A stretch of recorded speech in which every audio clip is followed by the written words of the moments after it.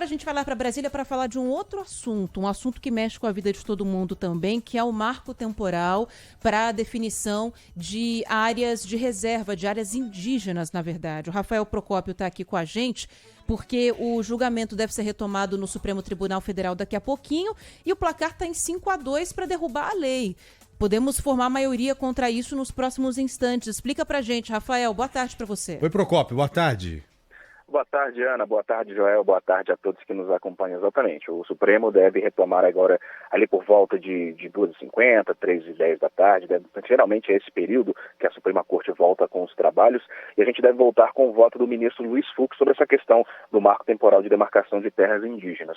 O ministro Fux devia ter votado ontem, mas houve um acordo aí entre ele e o ministro Dias Toffoli, inclusive até não chega nem a ser um bastidor. O ministro disse que ia ser sucinto no voto dele. Os outros ministros pediram para ele ler o voto na íntegra e acabou que o voto do ministro Dias Toffoli tomou o dia inteiro ontem e ele votou contra aí, quer dizer, na verdade votou pela inconstitucionalidade dessa tese. E é só para a gente explicar essa tese que foi apresentada em 2009 pela Advocacia Geral da União, que define aí, resumidamente, que os povos indígenas só podem reivindicar terras em que eles estavam originalmente até o dia 5 de outubro de 1988, que é inclusive a data da promulgação da Constituição Federal. E como a Ana bem disse, são 5-2 até o momento para aprovar uma inconstitucional, para tornar esse texto aí, esse entendimento como inconstitucional. E faltando aí somente um voto para se ter maioria por esse entendimento na Suprema Corte, o que deve acontecer inclusive ainda nesta quinta-feira, se não na semana que vem, mas tudo caminha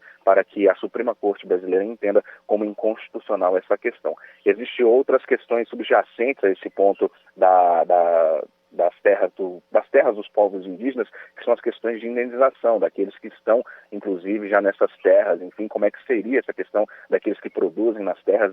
Esses pontos em si ainda não tem maioria, nem próximo, na verdade, de uma maioria. São entendimentos diferentes dos ministros, daqueles que votaram pela inconstitucionalidade e aqueles que votaram entendendo que esse ponto é, em si, constitucional. Essa questão ainda está um pouquinho longe de ser resolvida. Mas também existe uma outra questão que a gente, inclusive, debateu ontem quando falávamos sobre marco temporal, que é o que tramita no Congresso Nacional para transformar para uma PEC, na verdade, que vai tratar diretamente sobre esse tema do marco temporal, porque até o momento, na Constituição brasileira, não existe um entendimento certo de como demarcar essas terras dos povos originários. Por isso, inclusive, esse debate no Supremo Tribunal Federal, na verdade, esse debate, ele tramita aí nas diferentes esferas do poder há cerca de 15 anos, no Legislativo, no Judiciário, e não se há um entendimento. Agora que a gente está caminhando para o entendimento.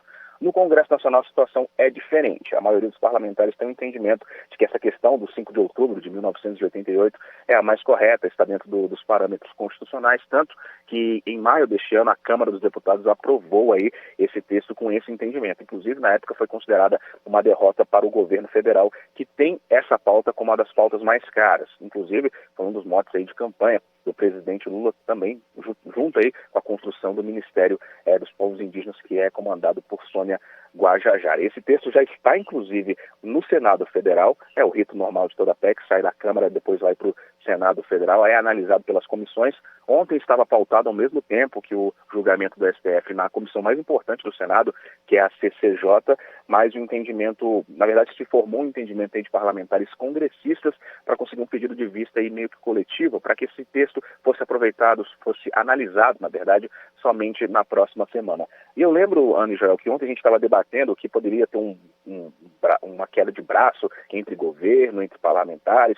Tivemos toda aquela questão da articulação de trazer mais partidos para a base do governo dentro do Congresso Nacional. E ontem mesmo, o próprio líder do governo do Congresso Nacional, que é o senador Randolfo Rodrigues, falou um pouquinho sobre isso. Eu lembro ali por volta das 4 da tarde, eu perguntei diretamente, ele que estava saindo ali do plenário do Senado Federal, perguntei diretamente a ele sobre essa questão, se poderia existir uma terceira via nesse entendimento. E a gente vai inclusive ouvir agora a fala do próprio senador Randolfo Rodrigues sobre essa questão. A PIB e o Ministério dos Povos Indígenas está em debate, sobretudo com o senador Alessandro, para a apresentação de um substitutivo, e vamos tentar trazer esse substitutivo para ser debatido na semana que vem na CCJ, né? Não me parece de bom tom nós confrontarmos uma decretação de inconstitucionalidade do Supremo Tribunal Federal com um projeto de lei que flagrantemente será inconstitucional. Então, a melhor coisa a ser feita nessa matéria é buscarmos uma mediação, e essa é a construção que procuraremos fazer na semana que vem, em concordância com o Ministério dos Povos Originários.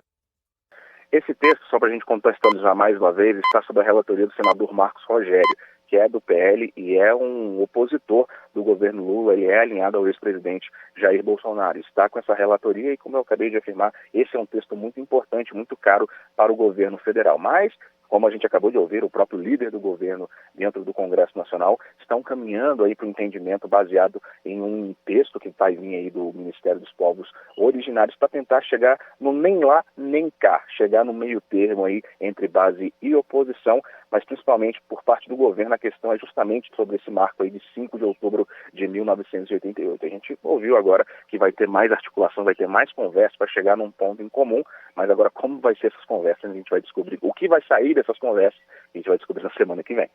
Eu não sei nem se vão buscar meio termo, viu, Procópio? Porque a maioria do Congresso hoje é favorável ao marco temporal. Né? Se a maioria é favorável, eu não sei se vão ceder a ponto de dar uma flexibilizada nesse sentido aí. Eu acho que tem uma chance grande do STF derrubar o marco temporal e depois, através da PEC, que você próprio citou aí, ser criado um novo marco temporal, só que em outros moldes, para limitar a ocupação das áreas indígenas mesmo até 1988. Mesmo porque nós temos 12% do território brasileiro já ocupado como áreas indígenas.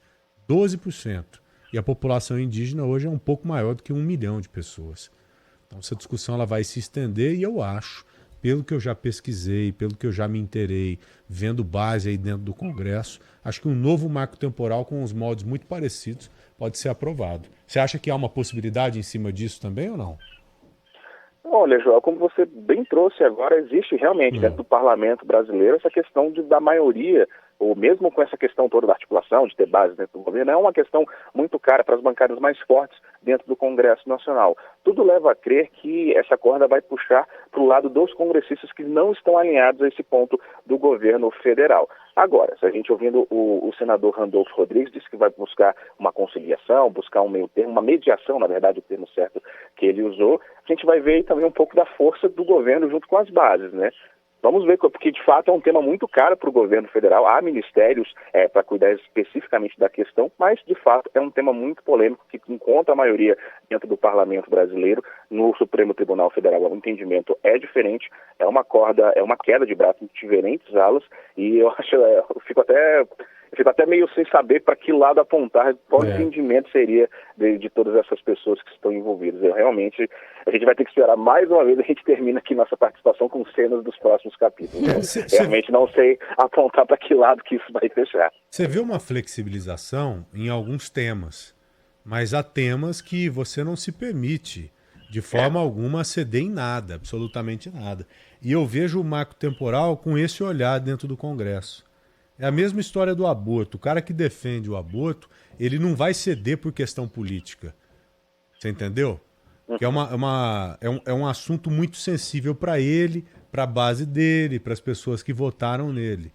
E o marco temporal, ele é totalmente ligado ao agro, não é? Sim. Interesses ligados diretamente ao agro. O agro tem uma bancada muito forte dentro do Congresso.